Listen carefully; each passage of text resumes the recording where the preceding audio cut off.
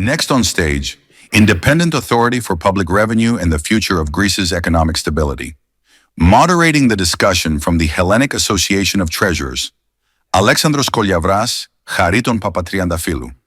Joining them on stage, Pitsilis, Governor at the Independent Authority for Public Revenue. Please welcome our moderators and distinguished guest.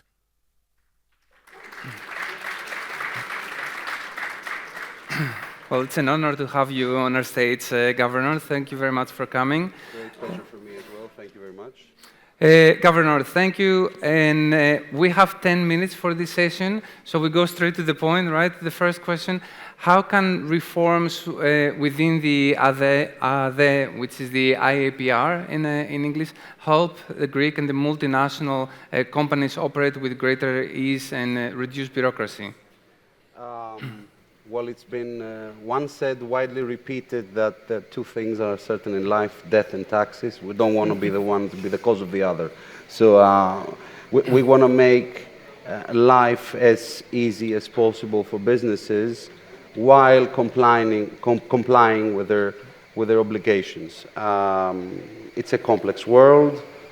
Formalities need to be there. What we have been doing is we have been working on a once-only principle with regard to the obligations. We have this continuous transaction control system that we use, which we call My Data. Everyone knows it, I think, in Greece. A lot of people know it outside, also abroad. It's one of the most, let's just say, holistic systems of the sort, certainly in Europe and probably worldwide. We have 7 billion euros of transactions already. 7 billion invoices, 4.5 trillion euros of transactions recorded. The idea is once an invoice is issued, it is recorded, and it pre-fills tax obligations. So tax just happens. This is also the motto of the Tax Administration 3.0 project of the OECD, which we're following, making taxation seamless. And businesses not having to repeat things over and over again. We have invested a lot in that. It has also proven very efficient in combating tax evasion and tax fraud. The numbers are there. VAT gap has been reduced from 30% more or less in 2017 to 13.7 in 2022 with a downward trend in the coming years. Interconnection of POS and cash registers also goes in this direction. We are also incorporating iris payments in this respect very soon. So I would say one very big area is how we get information, the information that we know we need, and that needs also to be elaborated because we need to do our cross-checks and make sure that things are okay.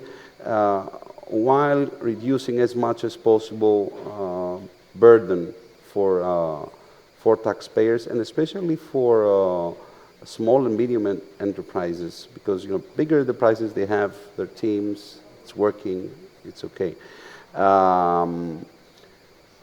This is one area. The other area is how do we provide better quality taxpayer services. We have invested a lot in end-to-end digital applications, from mobile applications to also applying, and that being, that being finalized without intervention of our employees. There are many areas where we managed to reduce face-to-face transactions, from tax clearance certificates to tax identification numbers to cease of activity for businesses, change of codes for activity, so many things like that. Yesterday, we introduced, no, yesterday it was 2 days ago, we introduced our new call center, taxpayer service center scheme, 1521, the new 4-digit number, where taxpayers can also find information. So I would say how we serve taxpayers, how they find access to the information they need is core to us, and we are reorienting the way we provide our services from our websites to the way we provide services in person to this end. Thank you very much. And welcome again. Seamless taxation is certainly something of the future.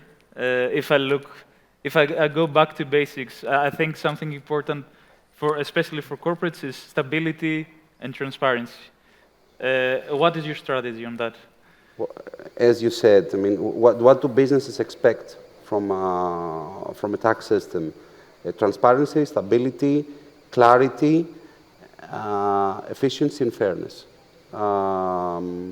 This is what we're working on. Digitalization has helped us a lot, but also finding easy information, easily the information that we need, that one needs, and certainty is an area we're working on. This is where we're starting using AI on that, and we're gonna have new tools developed and given to the public very soon. And of course, fairness, as I said before, we have a dispute resolution unit on which we have invested a lot. Everybody can make mistakes, so an assessment can be wrong. We have a unit there that reviews such claims, reviews more or less 95% of them. So there is an answer to a claim, and every decision is published. So both fairness and transparency, and this has been a game changer in our relationship with taxpayers and a great assistance in building trust, which we also very much need in order to bring the cultural change that we need with respect to paying taxes. People need to feel that the system is fair. You spoke about my data, right? My data, quite an important topic. In terms of digital transformation, how do you see that evolving in the next 3 to 5 years to support the tax administration further? Again, twofold, 2 plus 1. The first one is we want the digital transformation to support our organizational transformation. Currently, the tax administration operates more or less in a decentralized way. We are the addition of our local competences. We want to shift to a unique competence. All our employees go to their office and work on cases, no matter where these cases come from. This might be a tax audit, collection case, or a taxpayer service case. So we need the new system to be holistic in that respect, that it's client-centric and not process-centric as it is today, or regional-centric. So this is the first aspect. And the new taxes that we're working on currently is focused in this, to this purpose. The second is how to improve taxpayer service, make it easier for taxpayers of all sorts, from small enterprises to the biggest ones, individuals, and that also helping us use our human resources in the best way. The most, just say, scarce and valuable asset that we have is our people. It's not money anymore. It's our people. Good people are not so easy to find, and it's very hard to train, and it's also very hard to keep. So we want to make the best of their knowledge, of their background, and what they can give back to society. You certainly seem to have a vision and a strategy in place. If you look at the medium term or the long term, the next decade, what do you see as your biggest challenges? Doing more with less. I mean, I think it's a challenge everyone is facing, especially in our country. We know the demographic problem that we have, so looking forward in the next 10 years is how we're going to maintain the efficiency with the same, or if not less, people, human resources, and also how we're going to respond to the changes that are coming, Again, the demographic aspect is crucial in that, in the sense that probably the composition of our taxpayers is going to change in the next years. Also, how climate change or climate crisis, as we call it, is going to affect taxation in many aspects. This is, just say, the externalities that affect our business. This is one thing. The other more internal but equally important challenge is how we're going to make the best use of AI. AI is coming, is coming very fast into our business, in our operations. We want to make sure that it's safe, that it's not biased, that it's efficient, that it's controlled, and well used, let's just say. So one of the biggest challenges is how we're going to use the new digital tools without us causing damage, that causing damage to us.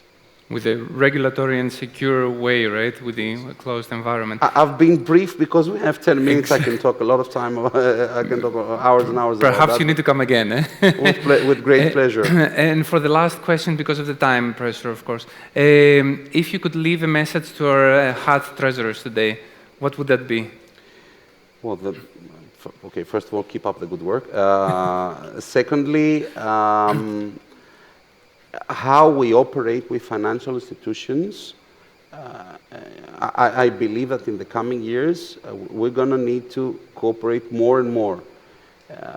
Information that the tax administration needs will inevitably become more and more detailed, and we will need to cooperate in order to have that without disturbing too much the business of financial institutions.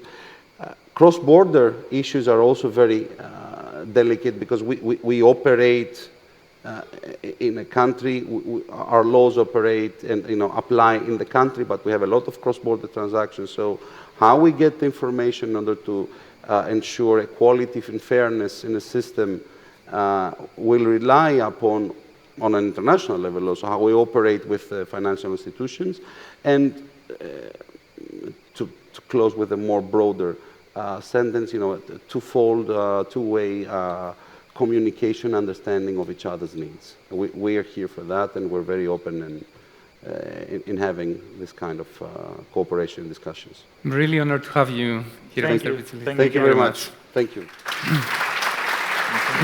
Thank you very much.